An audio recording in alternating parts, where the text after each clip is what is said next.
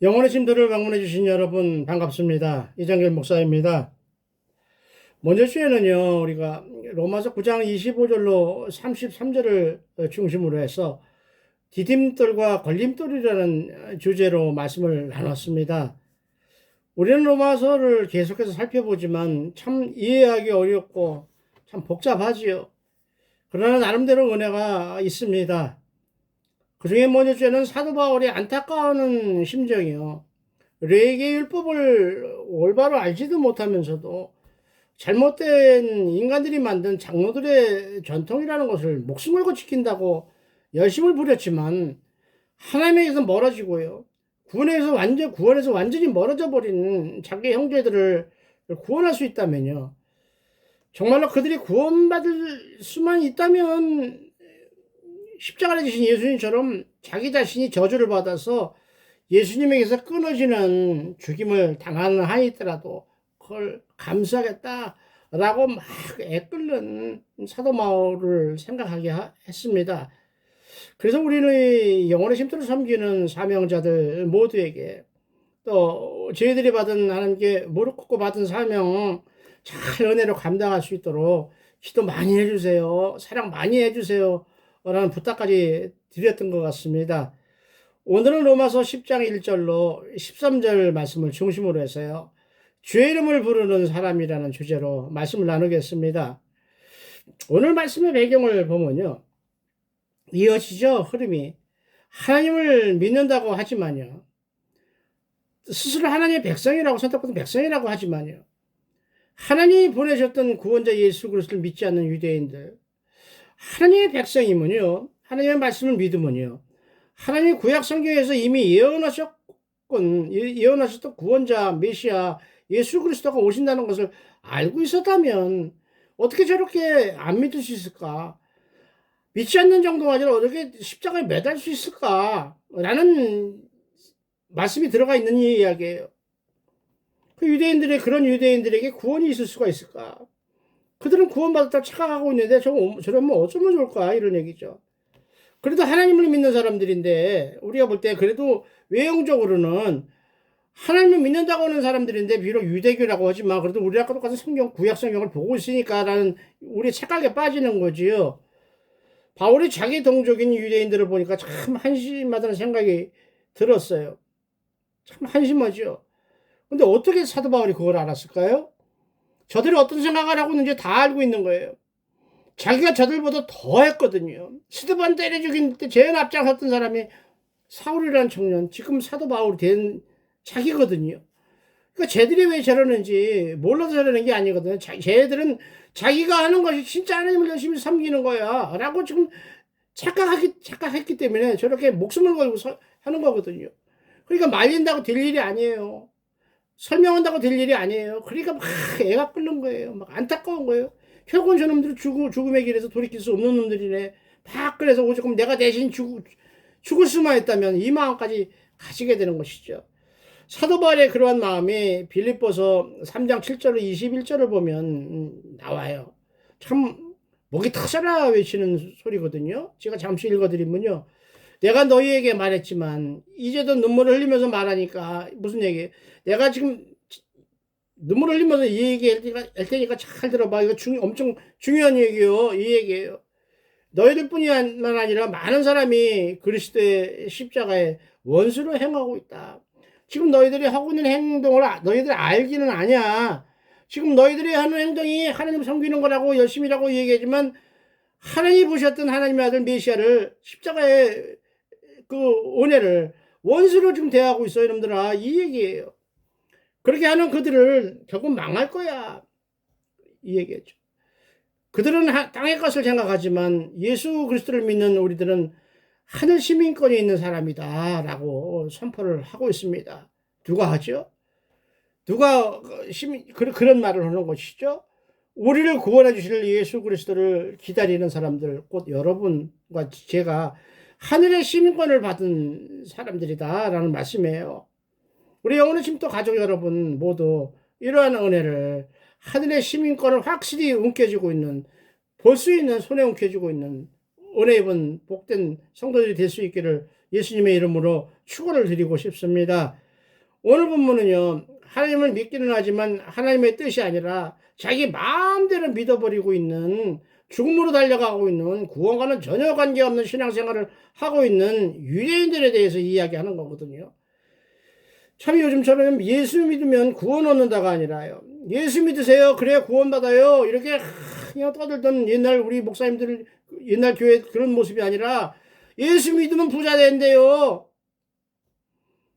참 우상 섬기듯이요, 무당하는 소리처럼 떠들고 그것을 쫓아가고 있는, 그것을 더 듣기 좋아하는 요즘에 우리 교회들의 부끄러운 모습이기도 합니다. 참 곰곰이 생각하고요, 좀 돌이킬 수 있기를 원합니다. 늘 말씀드리지만 신앙생활이요, 구원받는 거예요, 복받는 거예요, 여러분을 위해서 하는 거거든요. 다시 한번 화내지 마시고요, 곰곰이 한번 생각해 볼 수 있길 원합니다. 다시 말해서 유대인들은요, 하나님을 믿는다고 하지만 유대교 신자거든요. 성경을 목숨 걸고 암송하는 유대인이지만, 성전에 다니기를 열심을 내는 유대인이지만, 그럼에도 구약성경에서 예언하고 있는 메시아 예수 그리스도를 믿지 않는, 받아들이지 않는 유대인들이거든요.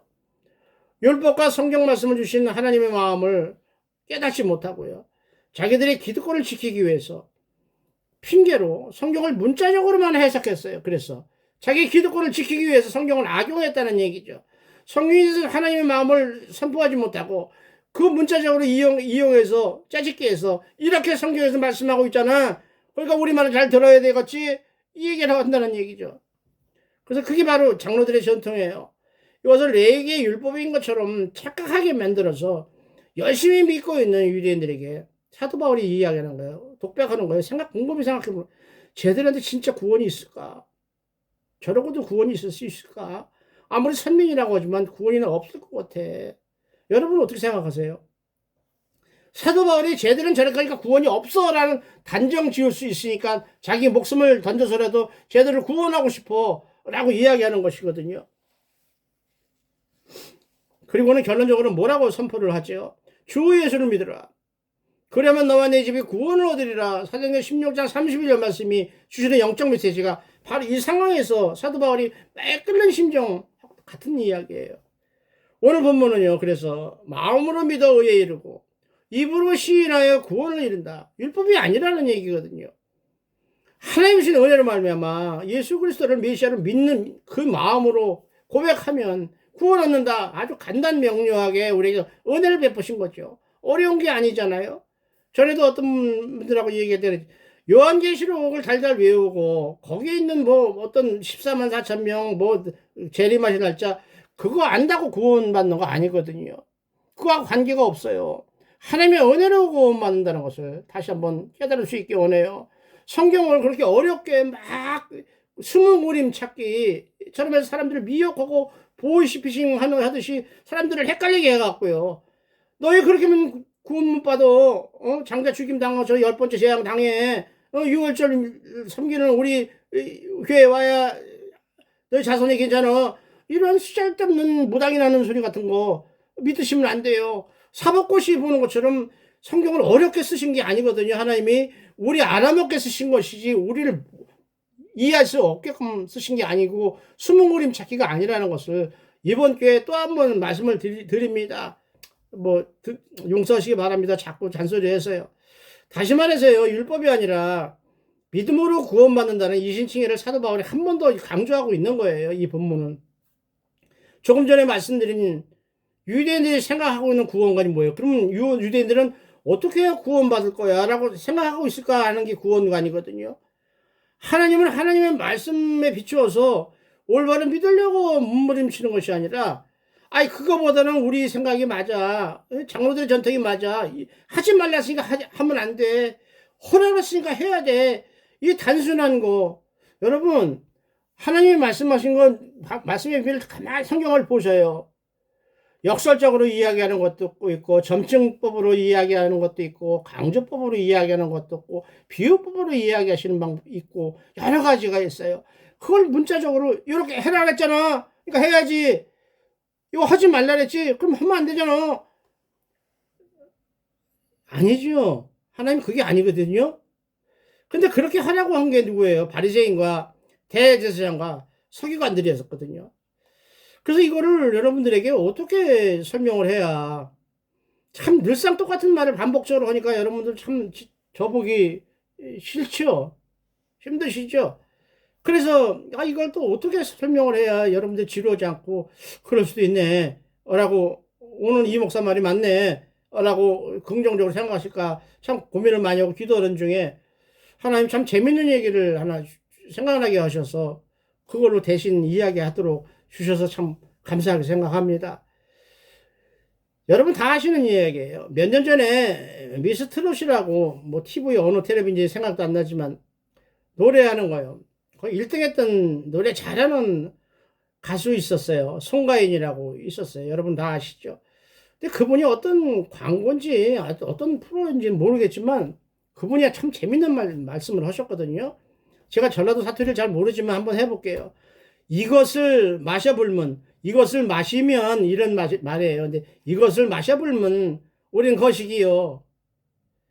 이것을 마셔불면 우린 거식이요. 이런 말씀을 하셨어요. 참 정감 있고 순수한 마음을 가진 전라도 사람들의 사투리예요. 그렇게 우리는 그 말을 잘 몰라요. 이것을 마셔불면 우린 거식이요 라고 하는 게 뭔 말인지 우리는 전혀 알 수가 없어요. 그러나 그들이 공통적으로 알고 있는 그 어떠한 것을 상징하는 대명사라는 것이죠.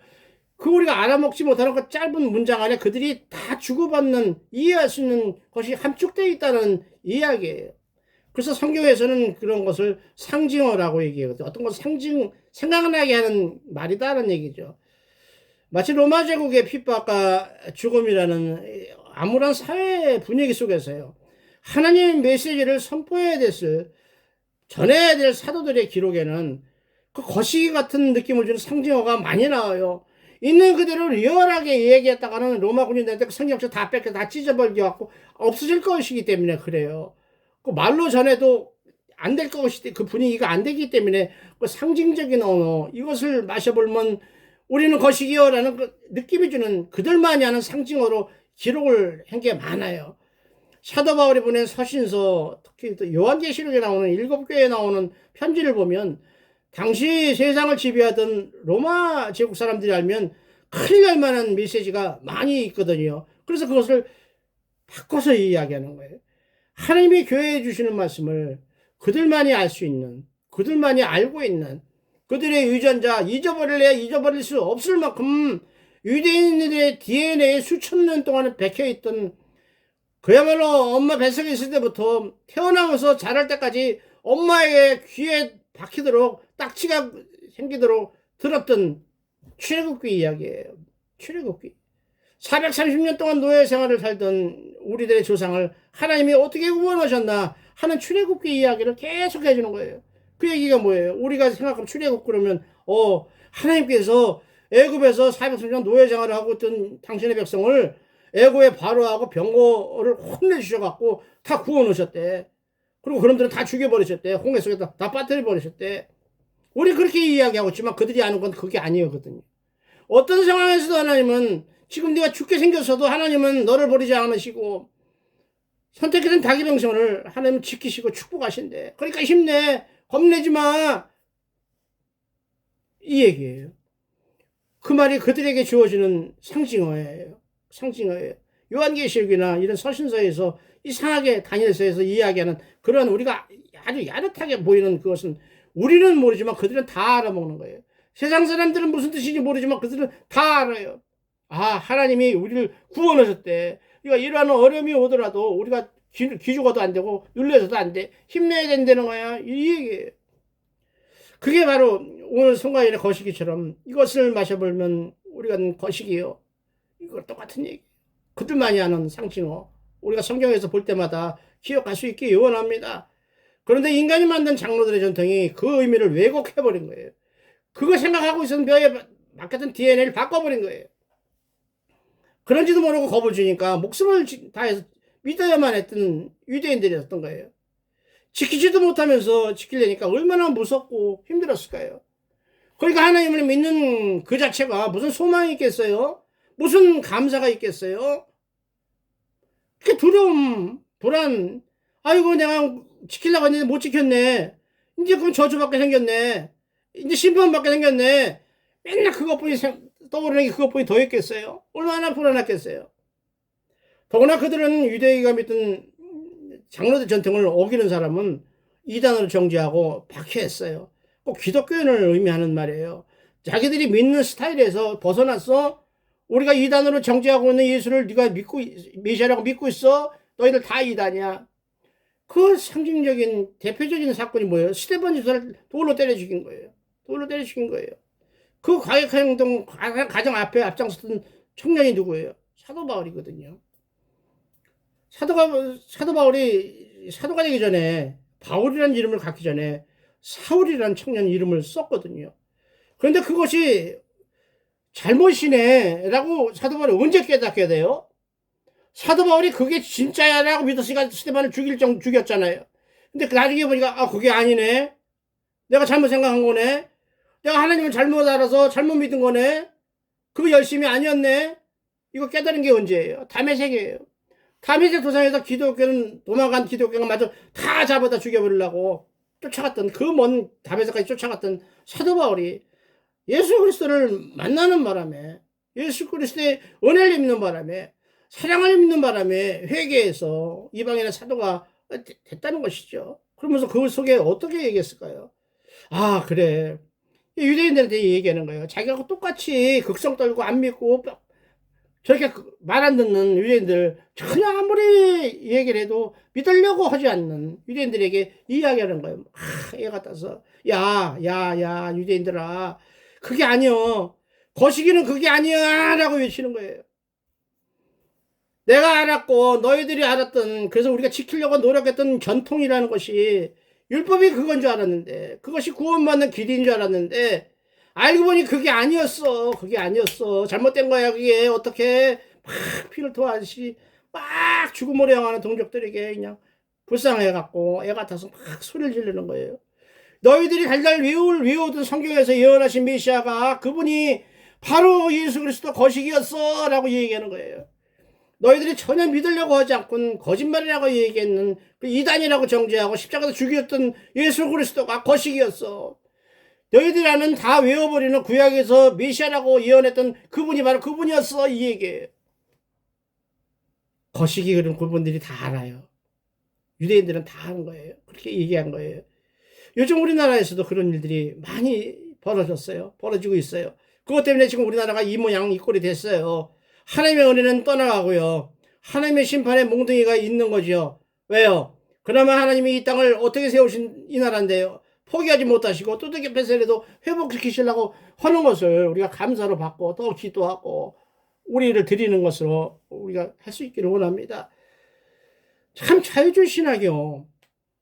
그 미국 가서 그 돈 많이 없애고 신학 공부하러 간 사람들 그 가서 자유주의 신학을 배워와요. 참 진짜 안타깝죠. 안타까워요.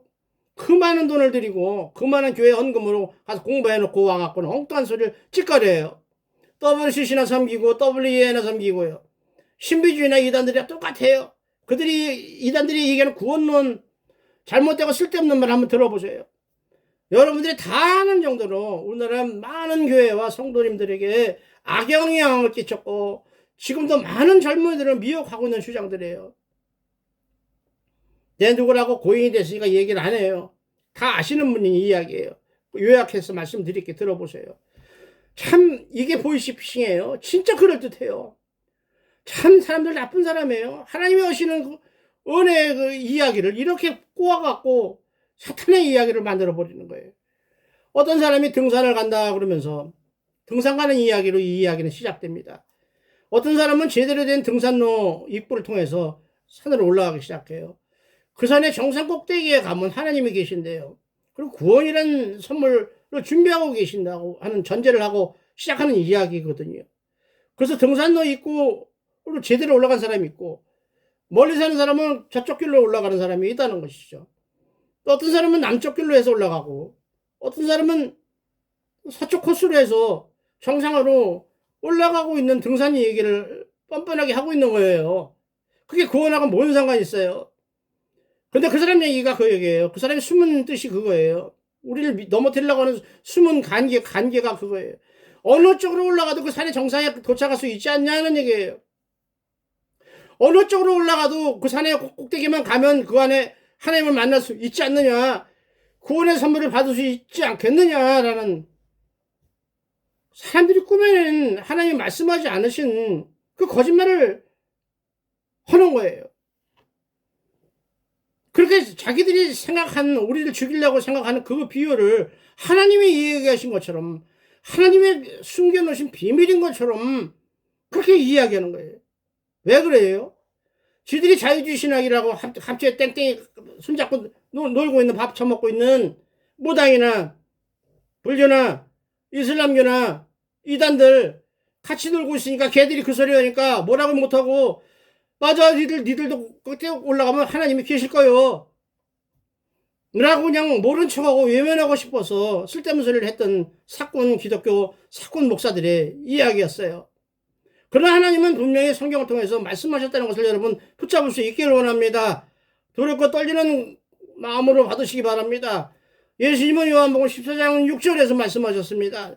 내가 곧 길이요 진리요 생명이니 나로 말미암지 않고는 아버지께로 올 자가 없다고 분명히 선포하셨습니다. 또 사도행전 4장을 보면요, 이전에 한 번의 설교로 3,000명을 회개시킨 베드로가 설교를 합니다. 예수님의 십자가와 부활을 선포하며 그 말씀을 들은 자 중에 믿는 자가 5,000명이 넘었다라고 사도행전 4장은 기록하고 있습니다. 그랬더니 뭐가 나와요? 어떤 성령의 역사가 일어나요? 예수님을 죽였던 장본인이죠. 대제사장 아나스와 가야바, 또 그들을 추종했던, 예수님을 죽였던 그 무리들이 두려워서 떨면서요, 이젠 죽었구나, 아까 얘기했잖아요, 그게 거시기가 아니었네, 이제 깨닫는 거예요. 얘들이 그 사도들한테 뭐라고 사정을 해요? 너희가 무슨 권세와 누구의 이름으로 이런 일을 행하느냐, 내가 물어보면서 이때 성령의 능력과 권세로 베드로가 선포한 4장 12절 말씀, 다른 이로서는 구원을 받을 수 없나니 천하 사람 중에 구원을 받을 만한 다른 이름을 우리에게 주신 일이 없습니다. 없다. 예수에는 없다라고 얘기해버려요. 참, 얼마 전에 WCC 대회장 했던 사람들, 그 사람들 그걸 왜 하려고 하는지 이해하실 수가 없어요. 그야말로 제가 욕하는 사람 중에 한 부류가 뭐예요? 가장 하나님 믿는 성도들 중에 가장 거룩하고 영광스러운 직분이 목사라고 해놓고 굳이 신학 박사가 아니라 철학 박사라는 타이틀을 따고 싶어서 그런 짓을 하는 목사들이 있는 것처럼요. 아니, 목사님 되고 큰 교회 당회장 목사님 되고 여러 사람들한테 아유, 우리 목사님 말씀이 최고요, 우리 목사님 영성이 대단하셔, 이렇게 칭찬을 받고 칭송을 받았으면 감사한 것이지, 무슨 큰 대회에 대회장을, 자기가 대회장 타이틀을 갖고 한번 뭐 큰 자리에 올라간 벼슬한 거 뭐냥 그렇게 하려고.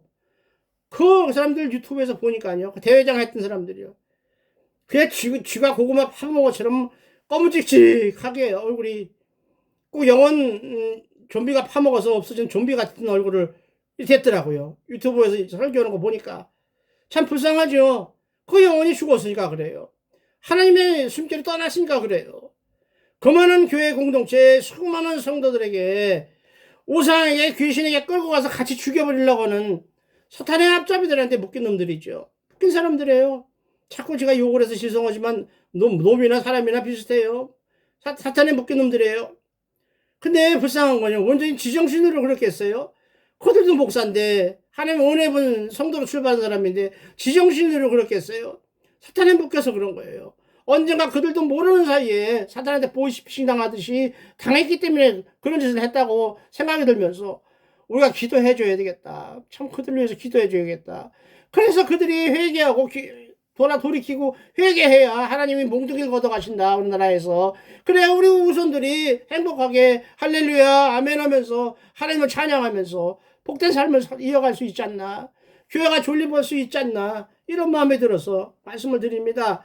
다시 한번 말씀드립니다. 예수의 다른 이름을 주신 적이 없다고 선포하고 있습니다. 부처, 알라, 무당, 잡신들, 도깨비, 빗자루 귀신, 이런 거 갖고 구원받을 수 없다는 것을 하나님의 말씀이 선포한다는 것을 붙잡을 수 있기를 원합니다. 아까 얘기했던 인천에서 WC 대회장 했던 사건이요, 얼마 전 서울에서 WC 대회장했던 그 사건이요.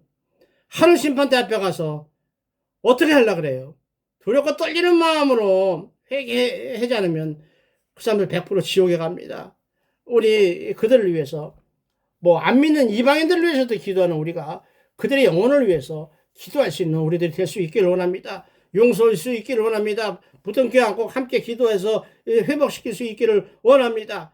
다시 한번 결론으로 말씀드리지만 예수 이름 외에는 구원이 없습니다. 사건들이 주장하는 다른 어떠한 경우에도 하나님의 성경을 통해서 허락하지 않으셨다는 사실을 두려운 마음으로 기억하시기 바랍니다. 기억해야 합니다. 그러므로 오늘 본문이자 영원히 변하지 않을 진리 말씀, 내가 만일 내 입으로 예수를 주로 시인하며 또 하나님께서 그를 죽은 자 가운데서 살리신 것을 내 마음에 믿으면 구원을 받으리라. 사람이 마음으로 믿어 의에 이르고 입으로 시인하여 구원에 이른다고 선포하신 구원에 대한 진리 말씀 이치를 붙잡으시고 자선만대까지요 하나님께 선택받은 믿음의 명문 가정으로 세워지시기를 우리 주 예수 그리스도의 이름으로 축원을 드립니다. 아멘. 감사합니다. 다음 주에 뵙겠습니다. 감사합니다.